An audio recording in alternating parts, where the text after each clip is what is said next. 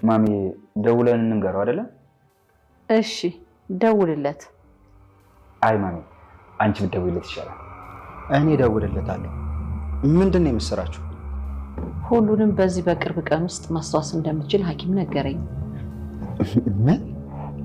ደስ ይላል አይደል?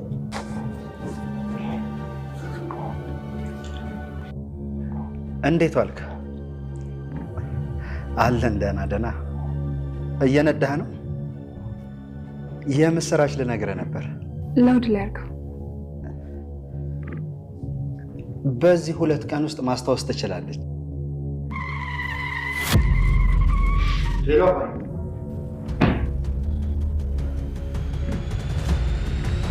ሄሎ፣ ወዲያ ተመስገን የሚባለውን ሰውዬ ማሸነፍ። እንዴት? ያው በፍቃዱ አስምትታን እንድታገባኝ ማድረግ ነው። እሺ አገባችህ። ከዛስ? በደንብ አስብና ፍላጎት ግን በትክክል እወቅ። ከእሷ ጋር እኖራለሁ ብለሽ ነው? ወዳት ከሆነ የምታገባት እሷ ትርፍህ ነች። ስትፈታት ያገባታል። እኔ ከጣልኳት በኋላ እሷ አንስቶ ቢያገባት ምንም አይመስለኝም። አይምሰልህ። ሰው የጣሉበትን ሲያነሱበት አይወድም። እናቴ ከማንም ሳትሆኚ ሜዳ ላይ ሊያስቀርሽ ነው የፈለገው። ተመስገንም ብልጦ አንቺን ለማግባት ብቻ ነው። ግን እኮ ይወደኝ ነበር። አይወድሽ። ያቺ ክፉ እናቱን ስላዳንሽለት፣ እሱም ደግሞ እንደ ውለታ ስለቆጠረው። ናቲ አሁን ላይ እንግዲህ ያው ትሁት ላይ እጅግ በጣም እየተጫወተባት ነው ማለት ነው። እንግዲህ ከዚህ በፊት ያው ወንዳ ወንድነቱ እንዲሁም ደግሞ ተመስገንን ማሸነፍ እንደሚፈልግ ነበረ በእኛም በኩል እየተረዳ ነው ማለት ነው። ግን ደግሞ አሁን ላይ ትሁትን የቀረባትና እንዲሁም ደግሞ የወደዳት ያፈቀራት በመምሰል እየተጫወተባት ይገኛል ማለት ነው። ምክንያቱም አሁን ላይ እንግዲህ ለራሷ ለቴና ሲናገር እንግዲህ እንደሰማነው ከሆነ ማለት ነው ትሁትን አግብቼ እንዲሁም ደግሞ ካገባዋት በኋላ እኔ ከሷ ጋር መኖር አልፈልግም እፈታታለሁ በማለት እንግዲህ እኔ አንድና አንድ እቅዴ ራሱ ተመስገንን ማሸነፍ ነው የምፈልገው በማለት እንግዲህ ራሱ ናቲ ተናግሯል ማለት ነው። እንግዲህ ተመስገን በጣም ብዙ ጊዜ ያው ትሁትን እንደጠበቃትና እሷን ለማግባት እጅግ በጣም ብዙ ነገሮችን እንዳለፈና እንዲሁም ደግሞ አሁንም ምንም ነገር ሳያግተው እሷን እንደሚፈልጋት ያው ቴና ትናገራለች ማለት ነው። እና ከዛ በኋላም ችግር የለውም እሱ ሊያገባት ይችላል በማለት ከዛ በኋላማ እንደፈለገ ማድረግ ይችላል፣ ግን እኔ አሁን ላይ እሱን አሸንፌ ማግባት ነው የምፈልገው በማለት ሲመልስ፣ ግን ደግሞ ሰው የወደቀውን ወይንም ደግሞ የተውን ነገር ሰው ሲያነሳበት አይወድም፣ ያን ጊዜ ደግሞ አንተ ሊያገረሽብህ ይችላል በማለት እንግዲህ ያው ቴና ተናግራለች ማለት ነው። በነገራችን ላይ ናቲ እጅግ በጣም መጥፎ ነው ማለት ነው። ማለት በዚህን ያክል ትሁትን እንደዚህ ቀርቧት ወይንም ደግሞ እሷን አጃጅሎ ማለት ነው ያልሆነ ነገር በማሰቡ በጣም ነው የሚያናድደው እውነት ለመናገር ማለት ነው።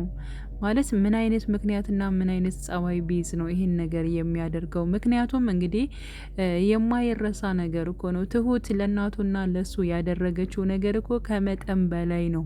ከመጠን በላይ ገና ያን ነገር ስላደረገችልኝ ብሎ የሆነ በሸምና በውለታ ውስጥ የገባ ነው የመሰለው ማለት ነው። ግን ደግሞ ማስመሰልም ወይም ደግሞ እዚህ ድረስ እስከ መድረስ እንኳን ማድረስ የለበትም ነበረ ማለት ነው። ምክንያቱም ትሁት በጣም ብዙ ዋጋ ለሱ ብላ ከፍላለች፣ ለእናቱም ብላ በጣም ብዙ ነገሮች ማለት ነው። የገንዛ ልጇ እስከምትታገት ድረስ ቤተሰቦቿ ስለሷ እስከሚጨነቁ ድረስ ማለት ነው። እና ያው አባቱ በጣም ክፉ ነበረ። ከዛ አንጻር እንግዲህ በጣም ብዙ ነገር ደርሶባት እንዲሁም ደግሞ አለምዬን እናቱን ራሱ ከዛ ቤት እንድታመልጥ የረዳች በጣም ብዙ ነገር የሆነችው ትሁት አሁን ላይ ናቲ የሚያደርገው ነገር ከስተት በላይ ስተት ነው። ለመናገር ለትሁት እንደዚያ አይገባትም፣ እንዲሁም ለአባባ ማለት ነው። ብቻ ግን አጠቃላይ ናቲ እያንዳንዱ የሚያደርጋቸው ነገሮች በቃ ለነሱ የማይገቡ ነገሮች ናቸው ማለት ነው። ስለዚህ ከዛ በፊት ግን ይሄ ነገር ከመሆኑ በፊት ወይንም ደግሞ ትሁት አግብተው መጫወቻ ከሚያደርጋት በፊት የሆነ ነገር መወሰንና እንዲሁም ደግሞ ናቲን ማዋራድ መቻል አለባት ብዬ አስባለሁ ማለት ነው። ምክንያቱም ይህ ሁሉ ነገር የሚያደርጋቸው ቤት ውስጥ የሚያተራምሳቸው አንድና አንድ ማለት ነው ተቃራኒ የሆነው ራሱ ናቴ ስለሆነ ናቴ ከዛ ቤት ወጣ ማለት ደግሞ የአባባ ሚስትም እንዲሁም ደግሞ እድልም አብረው በሰላም ይኖራሉ ማለት ነው። ግን ደግሞ ናቴ ካለ ደግሞ ሌላ ችግሮችም አሁንም በድጋሚ የሚፈጠሩ ይሆናሉ ብዬ ነው ማስበው ማለት ነው። ግን ደግሞ አሁን ላይ ቴና ያንዳንዱን ነገር ለትሁት ተናግራለች በነገራችን ላይ ማለት ነው። ምንድነው የተጨነቅሽው? ለምንስ ነው ይሄን ያክል የምታስቢው? ለምንድን ነው ብዙ ችግሮች እየተፈጠሩ ቤት ውስጥ እነዚያ ችግሮች ሲፈቱ እናያለን። ግን ደግሞ ትሁት ያንቺ ችግር ግን እስካሁን ምንም ነገር እየተፈታ አይደለም። ምንድን ነው ይሄን ያክል ለምንስ ትጨናነቂያለሽ? በማለት እንግዲህ ያው ቴና ጠይቃት ነበረ ማለት ነው። እኔ እንጃ እድሌ ሆኗል መሰለኝ። ብቻ ግን ብዙ ነገሮች እየተሳኩልኝ አይደለም። ምን ላድርግ? በጣም ተጨናንቅ ያለው መወሰን ራሱ በጣም ነው የከበደኝ በማለት እንግዲህ ትሁትም ለቴና ታወራታለች ማለት ነው። ትሁትም በቃ ቴና ለምንም ነገር በቃ ከጎንሽ ነኝ፣ ምንም ነገር ስትፈልጊና ሲያስፈልግሽ ጠይቅኝ፣ እኔ እህትሽ ነኝ በማለት እንግዲህ ያው እጅግ በጣም እንግዲህ አሁን ላይ ቴና በጣም ተቀይራለች በነገራችን ላይ ማለት ነው። እና እንደዛ ብላታለች፣ አጽናንታታለች ማለት ነው። ትሁትም ደስ ብሏታል። ምክንያቱም ከጎንሽ ነኝ አለሁኝ ስላለቻትም ማለት ነው። እሴ ነገር ለሷም ተስፋ ስለሆነ ማለት ነው። ሲቀጥል ደግሞ የአባባ ሚስት አሁን ላይ በጣም ብዙ ነገሮችን መጠየቅ ጀምራለች ማለት ነው። ምክንያቱም ከቤት ውስጥ የሚገባ የሚወጣ በጣም ብዙ ሰው ነው።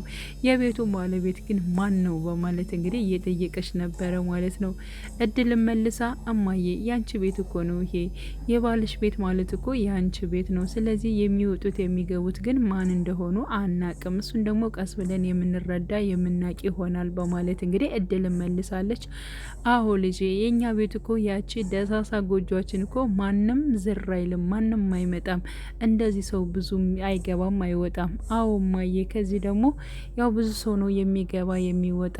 ለማንኛውም ቀስ ብለን ሁሉን ነገር የምንረዳ ይሆናል በማለት ስለ ቤትሽና ስላለው ሁኔታ ስለ ጉሊትሽ ስለምናምኑ በቃ አታስቢ፣ ማሰብም የለብሽም።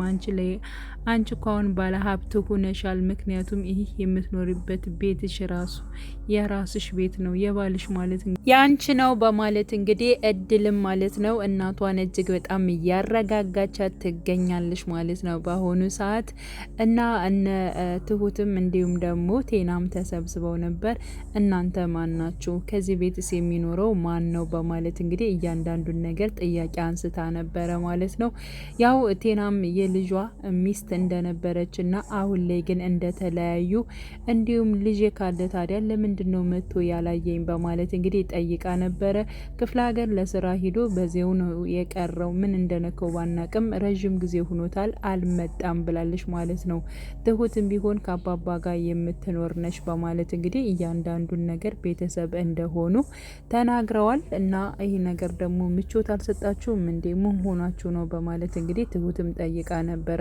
አረ ለማወቅ ያክል ነው እንጂ ምቾት አልሰጠንም ለማለት ፈልገን አይደለም በማለት እንግዲህ ያው እነሱ መልሰዋል ማለት ነው። ሌላው እንግዲህ ያው ተመስገንና እንዲሁም ደግሞ ናቴ ተገናኝተው አውርተው ነበረ። አንተ ለምንድን ነው የሰው ሚስት የምታባልገው በማለት እንግዲህ ራሱ ናቴ ተመስገንን ለመናገር ሞክሮ ነበረ። እኔ ምንም አይነት ጠብ ነገር አልፈልግም፣ እኔ የማንንም ሚስትም አላባለኩም። ስለዚህ ደግሞ ገና አላገባሃትም፣ ገና ስላላገባት ደግሞ እድሌን መሞከር አይቀርም ወደፊት በማለት እንግዲህ ያው ተመስገን ተናግሯል ማለት ነው። ያው ትሁትና እንዲሁም ደግሞ ናቴ አሁን ላይ ታርቀዋል። ትሁትም ስላየኸው ነገር ምንም የተፈጠረ ነገር የለም፣ ደግሞ እኔ ምንም ነገር አልፈልግም፣ ያው እሱ ነው ሊስመኝ ያለው እንጂ እኔ ምንም ነገር እንደማልፈልግ አንተ ራሱ ታውቃለህ ናቴ በማለት እንግዲህ ነገሮቹ ማለት ነው። አዎ በቅድም ራሱ እኮ አግኝቼዋለሁኝ እና ደግሞ አንቺን እንደማይፈልግሽ እና እንዲሁም ደግሞ እድልን እንደሚፈልጋት ነበር ሲናገር የነበረው በማለት እንግዲህ አሁን ላይ ናቴ ይብን ራሱ ተመስገንን እያስጠቆረው የመጣ ነው ማለት ነው። እና ያልሆነ ቃላቶችን እየተናገረ ትሁት ተመስገንን እንድጠለው ለማድረግ እየሞከረ ይገኛል ማለት ነው። ይህ ነገር ደግሞ አይሳካለትም። በነገራችን ላይ የሚከስረው ማለት ነው ራሱ ናቲ ነው። በብዙ ነገሮች ይከስራል ብለን ተስፋ ነው የምናደርገው፣ ምክንያቱም ከሚያደርጋቸው ከክፋት ነገሮቹ አንጻር ማለት ነው። እና አሁን ላይ እንግዲህ ቲና ሌላ የጀመረችው ስራ አለ። የጀመረችው ስራ እንግዲህ ፍቅረኛ ይመስለኛል ይዛለች። ከፍቅረኛዋ ጋር እንግዲህ አብራ ጊዜ እያሳለፈች ትገኛለች። በዚያ ላይ ደግሞ እሷ የሆነ ነገር የፈለገች ይመስለኛል። ምክንያቱም አይነ ስውር ሆና ነው እየሰራች ያለችው። ትሁት ራሱ ምን አይነት ስራ ነው የምትሰሪው? ለምንድን ነው የማትነግሪው? በማለት ትሁትን ቲና ስጠይቃት ነበረ ማለት ነው። ቲና ግን አሁን ላይ ምንም አይነት ነገር ስለ ስራዬ ማውራት አልፈልግም፣ ግን ደግሞ ስራ እየሰራው ነው በማለት ነግራታለች ማለት ነው። ሲቀጥል የምሰራው ምንድን ነው ከአንድ ግለሰብ ጋር በጣም ተግባብታለች። ሲቀጥል ደግሞ ያንን ግለሰብ የተዋወቀችው እሷ አይነ ስውር እንደሆነች እና እንዲሁም ደግሞ በጣም ቤት እንዳላት ንብረት እንዳላት የአባቷን ንብረት እሷ እንደወረሰች አድርጋ ነው የተዋወቀችው ማለት ነው። እንደዛ አድርጋ ስትተዋወቀው እሱ ደግሞ የእሷን ንብረትና የአባቷን ንብረት እርግጥ ነው ከተናገረች እንደዚህ ንብረት አላት ብሎ ስላሰበ ያንን ንብረት ለመውሰድና እንዲሁም ደግሞ ለመውረስ ነው እቅዱ ማለት ነው። ሲቀጥል ልክ እሷን ወደ ውስጥ ካስገባ በኋላ ከጓደኛው ጋር እያወራ ራሱ እንደማይፈልጋት እንደማይወዳት እየተናገረ ግን ደግሞ አንድና አንድ ከሷ የሚፈልገው ገንዘብ እንደሆነ ከጓደኛው ጋር ሲያወራም እንደዚህ ሰምተናል ማለት ነው። ሲቀጥል እሷም በነገራችን ላይ በእንደዚህ አይነት መልኩ ቲና አትበላ። ምክንያቱም እሷም ልክ ከሱ በላይ ምላስ ስላላት ማለት ነው። ምላስም ስላላት ብቻ ሳይሆን በቃ እንደዚህ አይነት ነገሮችን መስራት ገንዘብ ለማግኘት የምሰራቸው ነገሮች ማለት ነው ያው ራሷም ስለምሰራቸው ማለት ነው። እና በዚህ ሰዓት እንግዲህ እሱ በልቻት ወይንም ደግሞ የአባቷን ንብረት ለራስ ያደርጋለሁ ብሎ በሚያደርገው ነገር እሱ ራሱ ተበልቶ እንዲሁም ባዶ እጁን ነው የሚሄደው ብዬ ነው የማስበው። ምክንያቱም እሱ ያሰበላትን ነገር እሷ በጥፉ ስለምታደርገው ማለት ነው። እና ሁሌ እንግዲህ የአባባ ሚስት ያው ራሱ ተመስገን ወስዷት ነበር ሕክምና ላይ። ስለዚህ አሁን ላይ በሕክምና ማለት ነው ከጊዜ በኋላ ታስታውሳለች። ከዚህ በፊት የነበሯትን እያንዳንዱ እቃዎቿን ከሽቶ ከምን ከቁሳቁስ ጀምሮ እያንዳንዱን ነገር አሳዩት። እሱንም በማየትም ትውስተዋ ሊመለስ ይችላል። እንዲሁም ደግሞ ሕክምና ማድረግ ያለብን ነገር እናደርጋለን እና በቅርብ ማስታወስ ትችላለች የሚለውን ነገር ማለት ነው ተረድተዋል። እጅግ በጣም ደስ ብሏቸዋል ማለት ነው። እውነት ለመናገር እጅግ በጣም ነው ደስ የሚለው ምክንያቱም ባለማስታወሷ አባባ እጅግ በጣም ቅር ብሎት ነበረ ማለት ነው። ስለዚህ ይህንን ደስታ በቃ ለአባዬ መናገር አለብን በማለት ተመስገን እንግዲህ ተናግሯል ማለት ነው። እናቴ ለቀም አድርጎ በቃ ደስታውን እኔ ነግረዋለሁ ለአባዬ ችግር የለውም አሁኑ ደውለታለሁ በማለት እንግዲህ ናቴ ስልኩን አንስቶ እንዲሁም አባባ ጋር ደውሎ ነበረ ማለት ነው። አባባ ጋር በደወለበት ሰዓት እንግዲህ ናቴ በጣም ስህተት ነው የሰራው።